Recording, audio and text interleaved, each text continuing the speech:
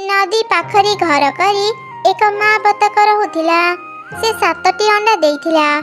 अंडारू छुआ बाहरिबा पूर्वरु माँ बतक निज आलमीरा भितरी खाइबा जमा करी रखुथिला। किछि दिन परे अंडारू छोट छोट 7टी छुआ बाहरिले।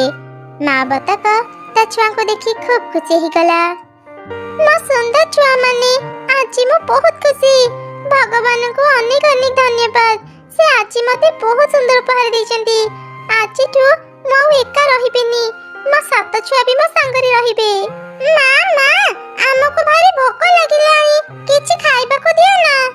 एमिति सुनी माँ बतक ता आलमीरा भितरु खाइबा बाहर करी ता छुआ को देला। देखु देखु किछि दिन बीती गला। बतक छुआ माने टिके बड़ हेले। माँ आमे बे बड़ हेलुनी। आमे केबे नदी के जीवु। हमको ना नदी पानी रे पहरिबा को भारी इच्छा होची। हां माँ घरे रही रही हमको विरक्त लागिलानी। हमको भी थरे बाहर को नहीं जाओ ना। अच्छा अच्छा ठीक अछि। आज जदी तमे माने बाहर को जीवा को चाहू छ तेबे चलो मु आज तम माने को नदी को बुलीबा पई नै छिबी। तापरी माँ बतक ता 7 छुआ को नहीं नदी को गला। 7 छुआ तांको माँ सह नदी पानी रे पहरिले। समस्ते बहुत मजा कले। तापरे माँ बतक ता छुआ को कहिला, अरे पिला माने आज सेति की बुली थाओ। चलो एबे घर को जिबा। माँ बतक ता छुआ को धरी घर को गला। ए सब घटना दूररु गोटे काऊ देखुथिला। से मन रे चिंता कला, अरे ए बतक ता 7 छुआ को नै नदी कूल रे रहूची। एक कथा तो मु आगरु जानि नथिली। बहु दिनरु मु चिलो सह सांग हेबाकू चेष्टा करूची, हेले सुजोग पाउ नथिली।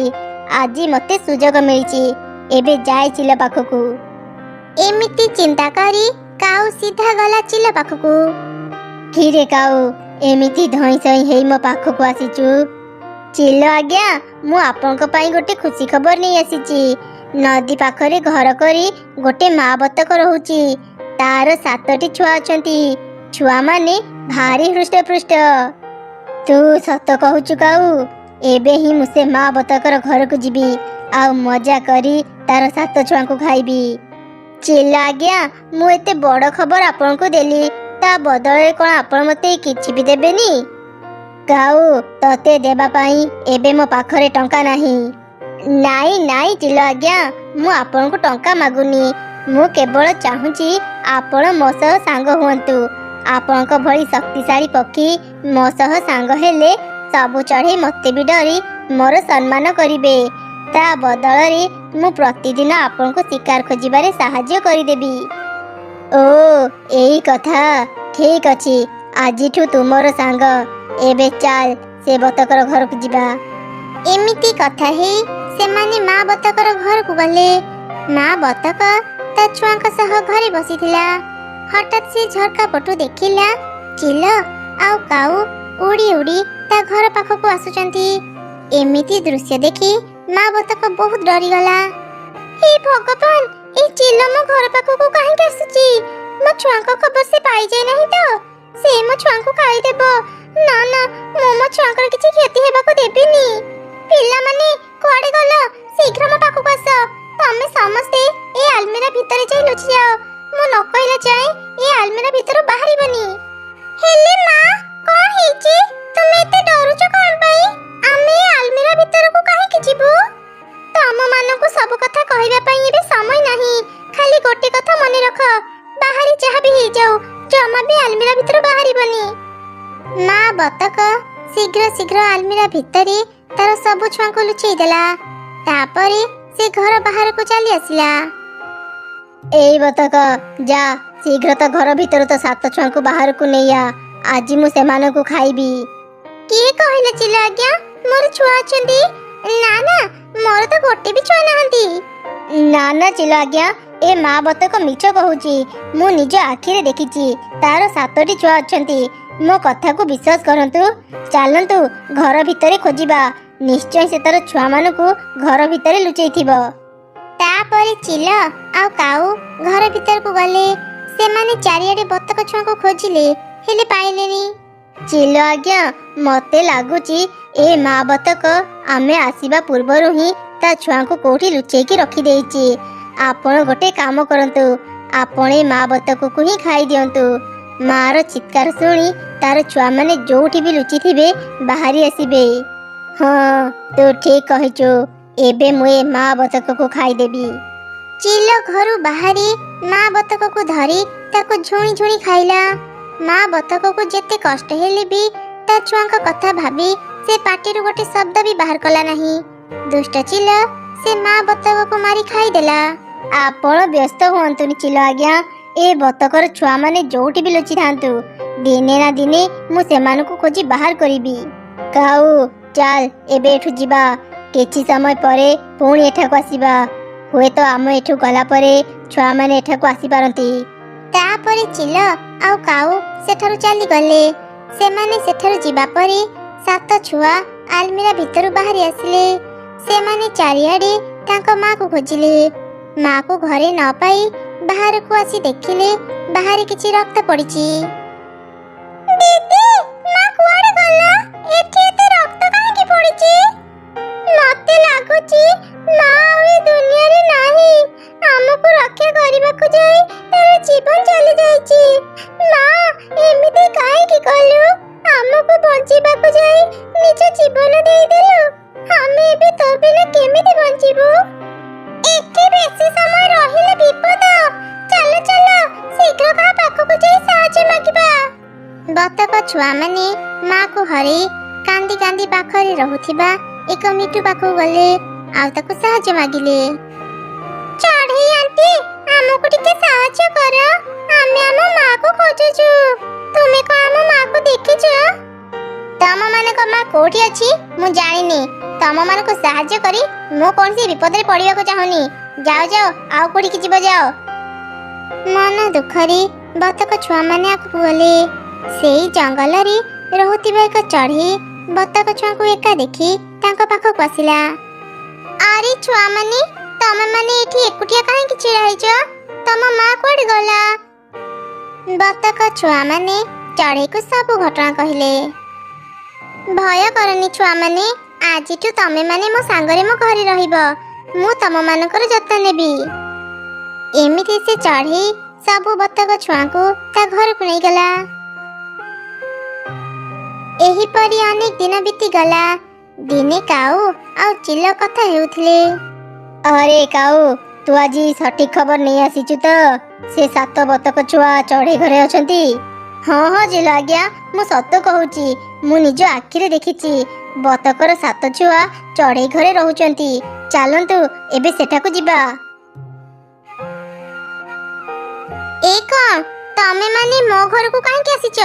ଚାଲି ଯାଅ ଏଠୁ। ଦେଖ ଚଢ଼େଇ, ମୁଁ ତୋର କିଛି କ୍ଷତି କରିବାକୁ ଚାହୁଁନି। ତୁ ମତେ ଭଲରେ ଭଲରେ ଏ 7 ବତକ ଛୁଆଙ୍କୁ ଦେଇଦେ। ମତେ ଯଦି ଅଟକେଇବୁ, ୟାଙ୍କ ମା ପରି ମୁଁ ତତେ ବି ଆଜି ମାରି ଖାଇଦେବି। ଛୁଆମାନେ ଜମା ବି ଭୟ କରନି। ଏଇ ଦୁଷ୍ଟ ଚିଲ ତମ ମାକୁ ମାରିଛି। ଉଠାଅ ଲାଠି, ସାହସର ସହ ଏ ଚିଲ ପାଖରୁ ନିଜ ମା ମୃତ୍ୟୁର ପ୍ରତିଶୋଧ ନିଅ। ମାକୁ ଚିଲ ମାରିଛି ଜାଣି ସବୁ ବତକ ଛୁଆ ବହୁତ ରାଗିଗଲେ। ସମସ୍ତେ ଲାଠି ଧରି ଚିଲ ଆଉ କାଉକୁ ପିଟିଲେ। ପିଟି ପିଟି ସେମାନେ ସେ 2 ଜଣଙ୍କୁ ମାରିଦେଲେ। ଆଜି ଆମ ମାର ଆତ୍ମାକୁ ଶାନ୍ତି ମିଳିଥିବ। ଚଢ଼େଇ ଆଣ୍ଟି, ତୁମକୁ ବହୁତ ବହୁତ ଧନ୍ୟବାଦ। ଆଜି ତୁମ ପାଇଁ ଆମ ମାକୁ ମାରିଥିବା ଏ 2 ଦୁଷ୍ଟଙ୍କୁ ଆମେ ଶାସ୍ତି ଦେଇପାରିଲୁ। ବିପଦକୁ ନ ଡରି ଆମେ ଯଦି ସାହସର ସହ ତାକୁ ସାମ୍ନା କରିବା, ଆମେ ନିଶ୍ଚୟ ଜିତିପାରିବା। ସବୁବେଳେ ଏଇ କଥା ମନେ ରଖିବ। ସେଦିନ ପରଠାରୁ ତାଙ୍କର ଆଉ କିଛି ବି ଭୟ ରହିଲାନି। ବତକ ଛୁଆମାନେ ବଡ଼ ହେବା ଯାଏଁ ଚଢ଼େଇ ତାଙ୍କ ପାଖରେ ରହି ତାଙ୍କର ଦେଖାଶୁଣା କଲା। ସ୍ୱାମୀର ଦେହାନ୍ତ ପରେ ଗୋଟେ ଚଢ଼େଇ ଏକା ହିଁ ଏକ ଛୋଟ ଘରେ ରହୁଥିଲା। ସେ ବହୁତ କଷ୍ଟରେ ଖାଇବା ଯୋଗାଡ଼ କରୁଥିଲା। ତାର କେହି ବି ସାଙ୍ଗ ନଥିଲେ। ଦିନେ ସେ କହିଲା, ଏମିତି ଏକୁଟିଆ ଆଉ ବଞ୍ଚିବାକୁ ମତେ ଭଲ ଲାଗୁନି। କଥା ହେଲା ଭଳି ମୋ ପାଖରେ କେହି ସାଙ୍ଗ ନାହାନ୍ତି। ଠିକ୍ ସେହି ସମୟରେ ଚଢ଼େଇର ନଜର କାନ୍ଦୁଥିବା 2 କୁକୁଡ଼ାଙ୍କ ଉପରେ ପଡ଼ିଲା। ସେ ତାଙ୍କ ପାଖକୁ ଗଲା। ଆରେ କୁକୁଡ଼ାମାନେ, ତମେ 2 ଜଣ ଏଠି ଛିଡ଼ା ହେଇ ଏମିତି କାନ୍ଦୁଛ କଣ ପାଇଁ? କିଛି ସମୟ ପରେ ରାତି ହେଇଯିବ। ଏଠି ରହିଲେ ବିପଦ। ଜାଣିନ କି ଏଇ ପାଖରେ ଶିଆଳ ରୁହେ? ଆସୁ ସେ ଶିଆଳ, ଆମକୁ ଖାଇଦେଉ। ଆମ ମାଲିକ ଆମକୁ ଘରୁ ବାହାର କରିଦେଇଛନ୍ତି। ଆମେ ଆଉ ବଞ୍ଚିକି କଣ କରିବୁ? ତମ ମାଲିକ ତମମାନଙ୍କୁ ଘରୁ ବାହାର କରିଦେଇଛି, ହେଲେ କଣ ପାଇଁ?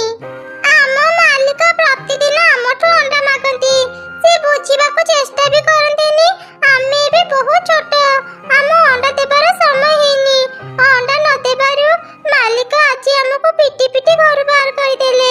ଏବେ ତୁମେ ହିଁ କୁହ, ଆମେ କୁଆଡେ ଯିବୁ, କୋଉଠି ରହିବୁ? ତମେ ମାନେ ଆଉ କୁଆଡେ ବି ଯିବନି।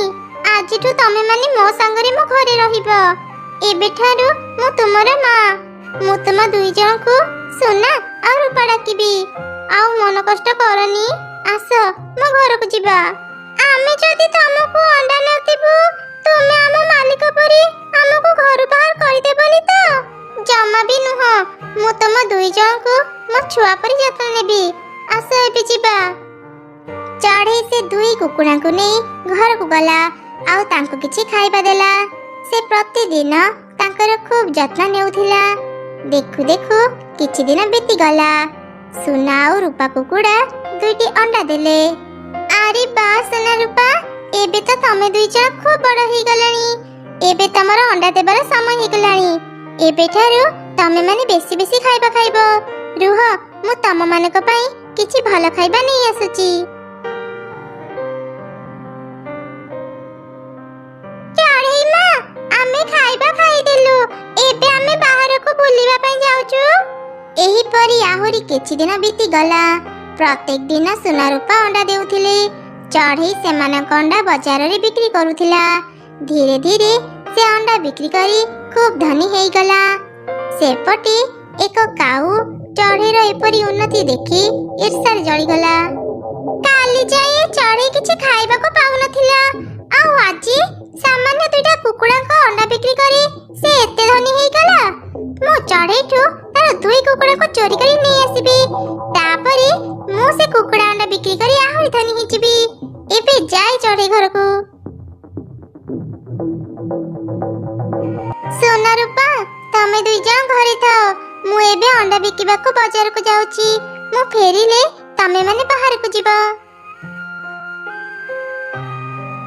ଚଢ଼େଇ ଅଣ୍ଡା ଛୁଡ଼ି ନେଇ ବଜାରକୁ ଗଲା। ସେହି ସୁଯୋଗରେ କାଉ ଚଢ଼େଇ ଘରକୁ ଗଲା। ତୁମେ କଣ ଆମ ଚଢ଼େଇ ମାଙ୍କ ସହ ଦେଖା କରିବାକୁ ଆସିଛ? ସେ ଏବେ ଘରେ ନାହାନ୍ତି, ଅଣ୍ଡା ବିକ୍ରି କରିବା ପାଇଁ ବଜାରକୁ ଯାଇଛନ୍ତି। ତୁମେ ଏବେଠାରୁ ଯାଇଥାଅ, ପରେ ଆସିବ। କଣ ହେଲା? ତୁମେ ଯାଉନ କଣ ପାଇଁ? କିଛି କହିବ କି? ମୁଁ କିଛି କଥା କହିବାକୁ ଆସିନି କି ତମର ସେ ଚଢ଼େଇ ମା ସହ ଦେଖା କରିବାକୁ ଆସିନି। ମୁଁ ଆସିଛି ତମ ମାନଙ୍କୁ ମୋ ସାଙ୍ଗରେ ନେବା ପାଇଁ। ତୁମ କହିବାର ମାନେ କଣ? ତୁମେ ଭଲ ପକ୍ଷୀ ପରି ଜମା ବି ଲାଗୁନ। ତୁମେ କଣ ମତଲବ ନେଇ ଏଠାକୁ ଆସିଛ? ଚାଲି ଯାଅ ଏଠୁ। ଆମ ଚଢ଼େଇ ମା ଏକଥା ଜାଣିଲେ ସେ ତମକୁ ଶାସ୍ତି ଦେବେ। ରୂପା, ଏ ପକ୍ଷୀ ପାଖରୁ ଦୂରେଇକି ରହ। ଇଏ ଭଲ ପକ୍ଷୀ ନୁହଁ। ତମର ସେ ଚଢ଼େଇ ମା ଏକଥା ଜାଣିଲେ ସିନା ମତେ ଶାସ୍ତି ଦେବ। ଆଜି ତମ ମାନଙ୍କୁ ମୋ ପାଖରୁ କେହି ରକ୍ଷା କରିପାରିବେନି। କାଉର ଏପରି କଥା ଶୁଣି ଦୁଇ କୁକୁଡ଼ା ଦୌଡ଼ିକି ଜଙ୍ଗଲ ଭିତରକୁ ଗଲେ। କାଉ ବି ତାଙ୍କ ପଛେ ପଛେ ଗଲା। ରୂପା, ଜଲ୍ଦି ଜଲ୍ଦି ଚାଲ ଭଉଣୀ, ସେ ଦୁଷ୍ଟ ପକ୍ଷୀ ନହେଲେ ଆମକୁ ଧରି ପକେଇବ। ଏଇ ରହିଯାଅ କହୁଛି। ଆଜି ତମେ ମାନେ ମୋ ପାଖରୁ କୁଆଡ଼େ ବି ଯାଇପାରିବନି। ସେଇ ଜଙ୍ଗଲରେ ଏକ ଦୁଷ୍ଟ ତାନ୍ତ୍ରିକ ରହୁଥିଲା। ସେ ଏକ ଯାଦୁର କଦଳୀ ଘର ତିଆରି କରିସାରି କହିଲା, ମୋ ଯାଦୁର କଦଳୀ ଘର ତିଆରି ତ ସରିଗଲା। ଏବେ ଖାଲି ଦୁଇ କୁକୁଡ଼ା ଆଣି ଏଇ ଘରେ ବଳି ଦେବା ବାକି ରହିଲା।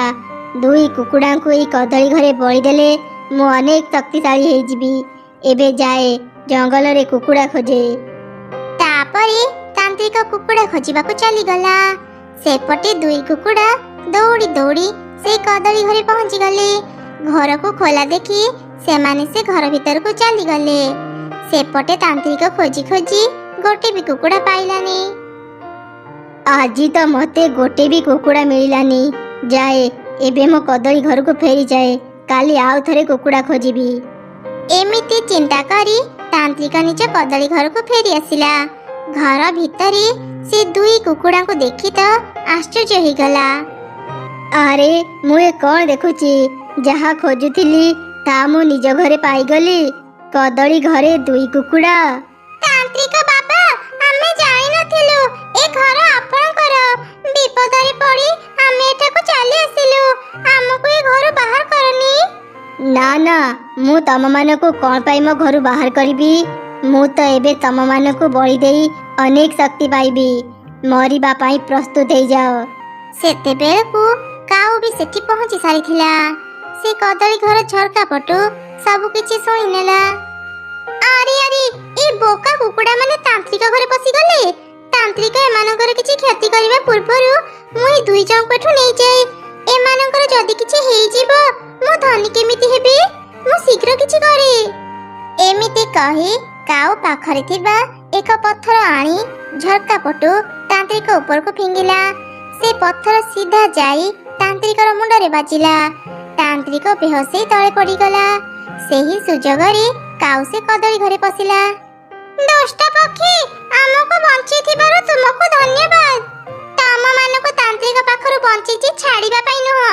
ମୁଁ ତମମାନଙ୍କୁ ମୋ ଘରେ ବନ୍ଦୀ କରି ରଖିବି, ଆଉ ତମମାନଙ୍କ ଅଣ୍ଡା ବିକ୍ରି କରି ମୁଁ ଧନୀ ହେବି। ସେଠାରେ ଥିବା ଏକ ଦଉଡ଼ି ନେଇ କାଉ ସୁନା ରୂପା କୁକୁଡ଼ାଙ୍କ ବେକରେ ବାନ୍ଧି ତାଙ୍କୁ ଘୋଷାଡ଼ି ଘୋଷାଡ଼ି ନିଜ ଘରକୁ ନେଲା। ଏ ଦୁଷ୍ଟ ପକ୍ଷୀ, ଛାଡ଼ିଦେ ଆମକୁ। ଆମକୁ ଭାରି କଷ୍ଟ ହେଉଛି। ଚୁପଚାପ ମୋ ସାଙ୍ଗରେ ଚାଲ, ନହେଲେ ମୁଁ ତମମାନଙ୍କୁ ୟାଠୁ ବି ଅଧିକ କଠିନ ଶାସ୍ତି ଦେବି। ଦୁଇ କୁକୁଡ଼ା କାନ୍ଦି କାନ୍ଦି କାଉ ସାଙ୍ଗରେ ଯାଉଥିଲେ। ସେପଟେ ଚଢ଼େଇ ତା ସୁନା ରୂପାଙ୍କୁ ପୁରା ଜଙ୍ଗଲରେ ଖୋଜୁଥିଲା।